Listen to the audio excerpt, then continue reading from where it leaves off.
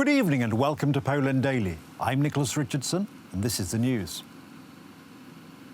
Day 154 of the Russian invasion of Ukraine. Russian troops are preparing to face a counter-offensive by Ukrainian forces in the Kherson region. Ukrainian forces fired on the Antonov Bridge in Kherson, and the destruction of the crossing is a serious obstacle for the Russians. Even although the south of Ukraine is still under fire, Ukrainian ports on the Black Sea resumed operations, in line with the agreement on unblocking Russian grain exports concluded on the 22nd of July in Istanbul. Over the past 24 hours, Russian rockets have hit a hotel in Bakhmut and a residential area in Avdiivka in the Donbass. The occupiers struck Odessa again, missiles hit ordinary residential buildings. The Russian army uses heavy weapons to destroy homes, houses where people who wanted to go on vacation live. The occupier constantly terrorizes Kharkiv, Mykolaiv, towns and villages in the Zaporizhia, Dnipropetrovsk, Sumy, Chernihiv and Donbass regions. These actions will not go unpunished, and we will surely retaliate regardless of the lies the Russian Ministry of Defense might tell. The seaside town of Zatoka in the Odessa region was fired upon again. 15 hotels and 5 private houses burned down. The south of Ukraine has been under heavy fire. The enemy used both planes and missile systems that are not intended for ground targets. But the vicinity of Mykolaiv has been under fire in this way for some time. The coast near Odessa is a place that is being destroyed. Not for the first time. This time, the seaside recreation area, hotels and private buildings, has been ruined. The seaside areas are dangerous at all times, and you are not allowed to use the beaches. Ukrainian armed forces are slowly but steadily moving towards Kherson. They hit strategic objects punctually. Tonight, once again, the Antonov Bridge was shelled, the largest connection of both banks of the Dnieper in this place. A railway bridge located a few kilometers upstream was also shelled. Our planes and helicopters attacked Russian forces 4 times in Andriivka, Biohrika and Wahadatne. Andriivka was taken over by Ukrainian forces. A few days earlier, our army strengthened its position in Mozova. On the other hand, in Borozhyanka near Kiev, the bridge over the Zdviez River, which was destroyed by Russians during the occupation of these areas in February and March, has been rebuilt and is now open to vehicular traffic. Using gas as an instrument of blackmail, President Putin is trying to influence world leaders to change their position on sanctions against Russia. The European Union decided yesterday to reduce the demand for gas during the upcoming winter. However, apart from sanctions, Ukraine still needs military support to counter Russian aggression. Some Western media criticize sanctions against Russia. According to some politicians and journalists, they do more harm to the countries that have imposed these sanctions. The German portal, The Pioneer, believes the sanctions have weakened the West economically and made Russian lives miserable, but have not broken Putin. Die Welt is also skeptical about the effectiveness of the sanctions.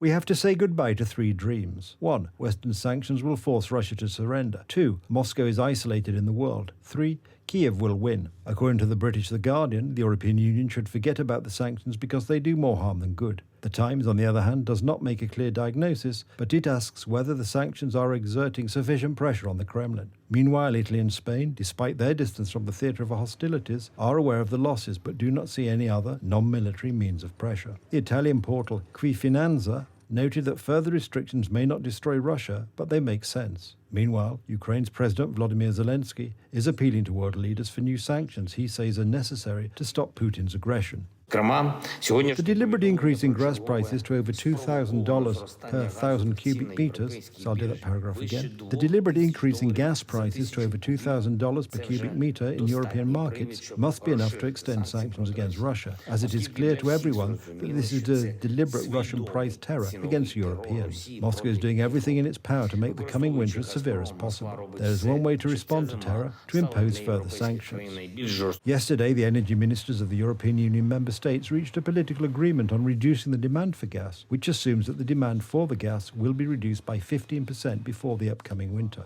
Today we are sending a strong signal, not only to Vladimir Putin, who once again failed to divide the European Union, but most importantly to our citizens.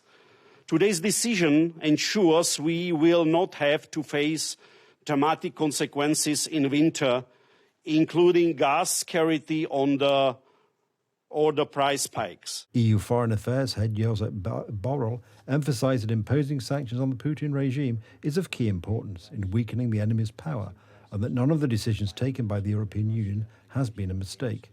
Number one, many ask whether the sanctions adopted by the EU and like-minded partners against Russia are effective. The answer is yes. Number two, reducing our structural energy dependence on Russia poses difficulties, but is of great importance as this dependence has been an obstacle to the development of a strong European policy against Moscow's aggressive actions. Number three, sanctions are an important instrument of political action that requires strategic patience because it may take a long time for them to have the desired effect. Yesterday, the German Ministry of National Defense announced further shipments of weapons for the Ukrainian army. These include 3 Mars 2 multiple rocket launchers, 5 Gepard self-propelled anti-aircraft guns, and 3 2000 self-propelled howitzers. The delivery has been confirmed by Ukraine. Mars 2 multi-lead rocket launchers have already been handed over to Ukraine by our German allies.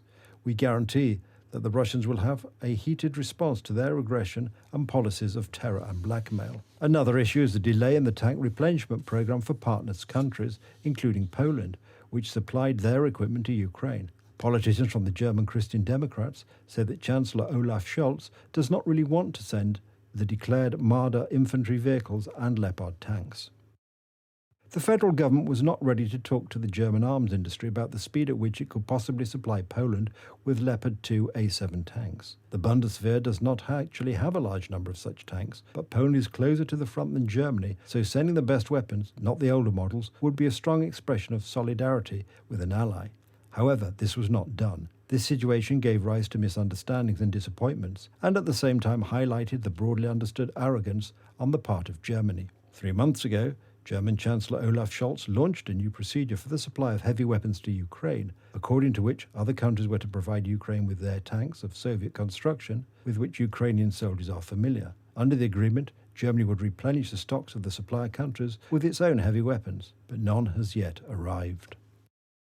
On the third day of his visit to Canada, Pope Francis travelled as a pilgrim to St. Anne's Lake, west of Edmonton, Alberta. During this pilgrimage, Catholicism is combined with the customs and rituals of the people who have lived in this part of North America for thousands of years. Together with the Holy Father, representatives of numerous communities of Indigenous people in colourful traditional costumes, the sick and the disabled visited the lake. Brothers and sisters, all of us need the healing that comes from Jesus, the physician of souls and bodies. Lord, as the people on the shores of the Sea of Galilee were not afraid to cry out to you with their needs, so we come to you this evening with whatever pain we bear within us. We bring to you our worries and our struggles. We bring you the wounds of the violence suffered by our Indigenous brothers and sisters. In this blessed place, where harmony and peace reign, we present to you the disharmony of our experiences, the terrible effects of colonization, the pain of so many families, grandparents and children. Lord, help us to heal our wounds. We know that this requires effort, care and concrete actions on our part, but we also know, Lord, that we cannot do this alone. We rely on you and on the intercession of your mother and grandmother. It was amazing. It was something that I never thought I would see in my lifetime. I never even knew I would be in the same premise as the Pope. So as a theologian, it was great just to even be around His Holiness. As an Indigenous woman who grew up on this land, it was a little bit conflictual, though. My grandmother was a survivor of residential school, and she raised me. We spent every year here, and I never understood after what happened to her at residential school that she would still be a practicing Catholic. For the longest time, my family has prayed that one day His Holiness would come to this lake, going as far back as John Paul, Benedict. So it's quite a pleasure and quite an honor to have him here today. And as you can see, it brought a lot of people together. Been able to experience this, to be able to have been given that opportunity to be in the same vicinity as the Pope, just to feel acknowledged. Thousands of people from many parts of Canada came to meet the Pope. The faithful have been making pilgrimages to this place since the 19th century to immerse themselves in the lake's waters and pray. Indigenous people call it the Lake of God and the Lake of the Holy Spirit and consider it a place of healing. A church has been built here, and the government in Canada has recognised the pilgrimage site as an area of historical significance. The Pope, according to custom, blessed the lake's water and presided over the liturgy of the Word. In his homily, he referred to the sound of the drum that accompanies him everywhere during his visit to Canada. Referring to the feast of St. Anne, the grandmother of Jesus, the Pope recalled the figure of his grandmother in his native Argentina, who first read the Gospel to him. That's the news. Thank you for watching. Stay with us for the weather, Poland Daily Business and more programmes. But from me, it's have a good night and a better tomorrow.